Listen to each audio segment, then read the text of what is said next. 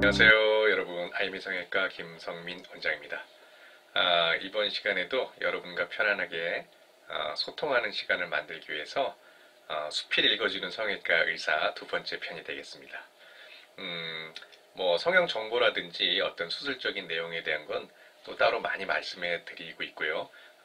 제 채널에 좀 편안한 느낌 가지시고 어떤 인간적으로 편안하게 접근하셔서 어떤 좋은 꼭 뭐 성형 수술을 하실 수도 있고 안 하실 수도 있지만 인간적인 교감을 통해서 또 하나 이제 내면적인 정신적인 어떤 편안한 아름다움을 주는 것도 힐링 성형의 일종이라고 하겠거든요. 그래서 이번에도 제가 이제 편안한 글 하나를 읽어드리려고 합니다. 제가 어떻게 보면 재미있는 내용인데요. 어떤 그 성형외과 의사의 좀 애환이 있습니다. 그래서 이것도 예전에 제가 이제 대한 성형외과 회보에 기고했던 글인데, 한번 편안하게 한번 들으시고, 재미있으셨으면 좀 댓글도 좀 써주시고, 그렇게 하겠습니다. 제목은, 성형외과 의사의 숙제검사. 숙제검사하면 초등학교 때 생각이 난다. 그 당시 숙제는 싫은 것 중에 하나였고, 어렵거나 양이 많을 때는 여간 부담스러운 게 아니었다. 어쩌다 선생님이 숙제검사를 꼼꼼하게 하시는 날이면 차례를 기다리는 동안 가슴이 두근거리고 불안하곤 했다. 그러다가 참 잘했어요라고 쓰인 도장을 받으면 그제야 안심이 되었던 기억이 난다. 그러한 숙제검사를 대학을 졸업하고 한 집안의 가장이 된 후에도 또 받고 있다. 나뿐만 아니라 개원한 미용 성형외과 의사에겐 허다한 일이다. 성형외과 의사가 무슨 숙제가 있냐고 의아하게 생각할 수도 있지만 수술실을 나오는 순간 수술받는 환자에게 검사받을 숙제가 또 하나 생긴 셈이다. 병이나 질환을 개선하기 위한 수술은 환자의 증상 호전이 결과를 나타내는 척도가 된다. 그러나 성형수술은 보는 사람의 주관적인 판단에 따라 결과가 좌우되는 경우가 많다. 병이나 질환을 개선하는 수술은 수술 후 검사 수치 및 엑스레이나 CT 등을 종합해서 결과를 판단하게 되고 신체 내부에서 행해진 수술이므로 전문 지식이 없는 일반인이 그 결과를 한눈에 알기는 어렵다. 그러니 수술을 집도한 의사의 말을 듣고 수술의 결과를 간접적으로 평가하게 된다. 그러나 성형수술의 결과는 수술한 집도 의사뿐만 아니라 수술받은 환자 자신, 심지어는 환자의 가족이나 친구, 기타 주변 사람들도 결과에 대한 평가가 가능하기 때문에 여간 신경이 쓰이는 일이 아닐 수 없다. 미용 성형수술은 신체 내부의 기능이 아니고 신체 외부에서 보이는 구조의 모양이나 형태를 개선하는 수술이기 때문에 주관적 취향에 따라 평가가 다를 수 있다. 또한 보편적인 미적 기준과 상식이 있는 성인이라면 누구나 결과를 평가할 수도 있다. 이 점이 성형외과 의사에겐 여간 큰 스트레스가 아닐 수 없다. 한마디로 수술 결과를 누구나 다 평가하기 때문에 이솝우화에 나오는 당나귀 팔러 가는 부자 꼴이 된다는 것이다. 성형수술에서는 의사가 만족해도 환자가 만족하지 못한 결과는 분쟁의 소지가 된다. 부작용이나 합병증 없이 보편적인 수술 결과가 나왔어도 수술받은 개인의 취향대로 구조와 모양과 형태가 만들어져야 만족스러운 결과라고 할 수 있다. 어떨 때는 환자와 의사 모두 만족스러운 결과를 나타냈는데도 주위 가족이 더 흥분하여 수술 결과에 만족하지 못해서 이의를 제기할 땐 여간 난감한 것이 아니다. 더 황당한 것은 집도의 자신도 좋은 결과에 대해서 만족스럽고 환자 자신도 처음에는 매우 만족했다가 나중에 주위 사람들에게 이런저런 부정적인 평가를 듣고 결과에 대한 인식과 판단이 바뀌어서 불만을 토로하면서 재수술이나 수술비 환불을 요구할 때가 있다. 이런 경우에는 성형외과 의사로서는 허탈하고 맥이 빠지는 순간이 아닐 수 없다. 개인적인 생각이지만 이러한 상황을 면밀히 분석해보면 여성의 미에 대한 심리 상태를 들여다볼 수 있다.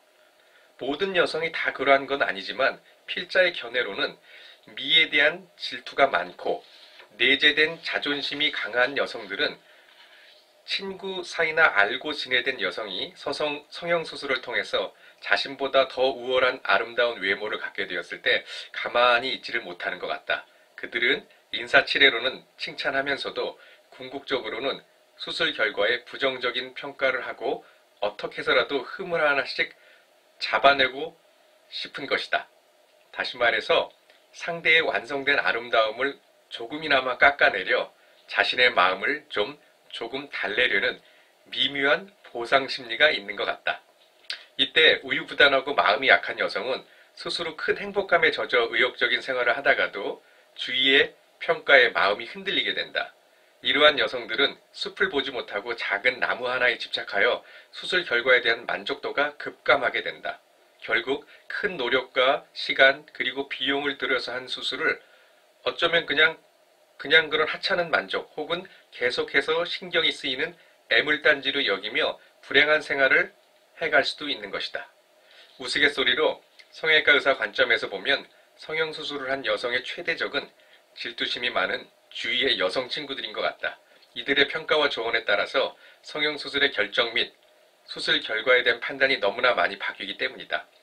이렇듯 수술 결과라고 하는 성형외과 의사의 숙제를 검사하는 일반 평가자가 많으면 많을수록 환자 개개인이 느끼는 결과에 대한 만족도는 떨어진다고 할 수 있을 것이다.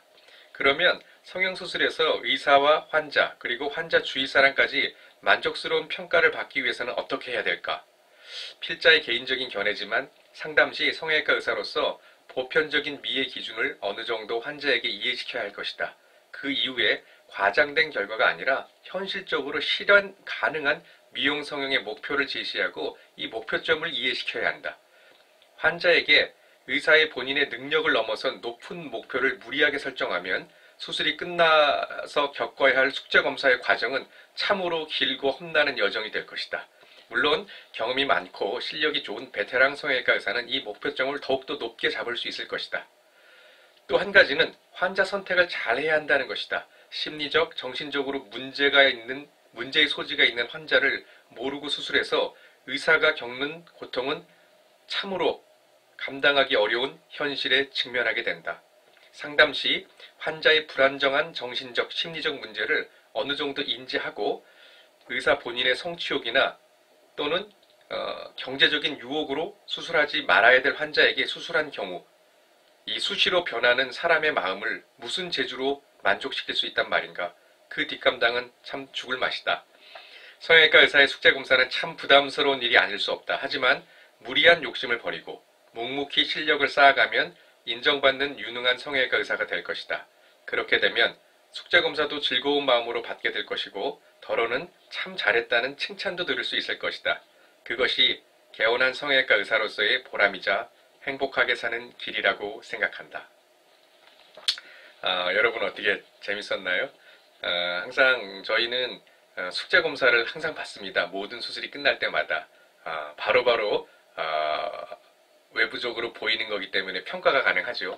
본인도 평가하지만 또 주위 사람들 다 평가를 합니다. 그래서 일단은 기본적인 보편적인 상식적인 미의 기준을 맞추고 개인의 취향을 좀 반영해서 수술을 하게 됩니다. 근데 그 수술받는 환자의 개인의 취향이 너무나 허황되고 어떻게 보면 미의 어떤 기준을 너무나 벗어나는 그런 목표를 우리가 수술했을 때는 항상 문제의 소지가 있죠. 그래서 항상 잘 소통을 하면서 아까 이 글에서도 나타냈듯이 상담을 통해서 이 정도까지가 가능한 겁니다. 이 정도까지의 목표를 잡읍시다. 이제 우리 실력이 많은 전문가들은 자기 어느 정도까지 수술 결과가 나올 수 있다는 걸 예측할 수가 있거든요, 대부분. 근데 이제 그렇지 않으면 경험이 없으면, 이 정도 될 것 같아.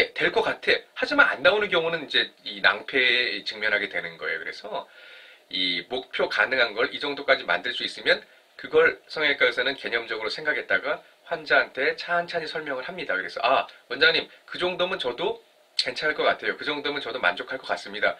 그럴 때 이제 수술이 진행되는 건데, 그렇지 않고, 저는 이걸 요구하는데 원장님이 이 정도까지뿐이 안 됩니다. 이건 뭐 제 능력으로 여기까지는 뭐 결과 어떤 형태라든지 모양을 만들 수 있지만 그 이상은 어렵습니다. 그런데도 환자가 계속 집요하게 요구해서 하는 경우에는 나중에 어떤 그 불협화음의 소지가 상당히 많죠. 그래서 어떻게 보면 행복한 성형외과 의사랑 그 환자의 관계가 되기 위해서는 수술 전에 충분한 상담 그리고 성형외과 의사도 솔직하게 목표점을 제시해 줘야 됩니다. 내 능력, 내 실력으로 이 정도까지 목표점을 만들 수 있습니다. 그걸 동의하면 수술이 합의가 되는 건데 그렇지 않으면 수술을 진행하면 안 되죠. 아니면 더 유능한 선생님한테 의뢰를 하든지 그래서 그래야지 이 서로 어떻게 보면 좀 정신적인 스트레스 받지 않고 좋은 시간을 가질 수 있는 거예요. 근데 한번 그렇게 이 아주 무리한 숙제 검사가 진행됐을 때 그거를 바라보는 환자도 되게 힘들지만 또 그것을 감당해내는 성형외과 의사도 되게 힘들어요. 그러면 서로 그런 좋은 신뢰관계, 라포가 깨졌을 때는 대부분 좋지 않은 결과로 오게 됩니다. 그래서 제가 이 수필을 통해서 강조하는 건 이 환자랑 충분한 소통을 통해서 가능한 현실적인 목표를 잘 제시해서 거기까지 이 아름다움을 만들어 드리는 거고 그 기저에는 역시 아무리 무리한 요구를 하더라도 아까도 예전에도 제가 여러 번 말씀드렸듯이 미에는 보편적이고 상식적인 것이 있습니다. 그 범위를 너무 벗어나면 안 됩니다. 그래서 그 자연스러운 아름다움 그리고 단점을 없애는 아름다움의 개념으로 간다면 상당히 좋은 결과가 있습니다. 그래요. 오늘 여러분들 뭐 수필 또 재밌었다면 좋아요랑 댓글도 많이 올려주시고 또 다음번에 또 재미있는 수필을 찬찬히 읽어드리도록 하겠습니다. 오늘 좋은 시간 되셨기 바랍니다. 감사합니다.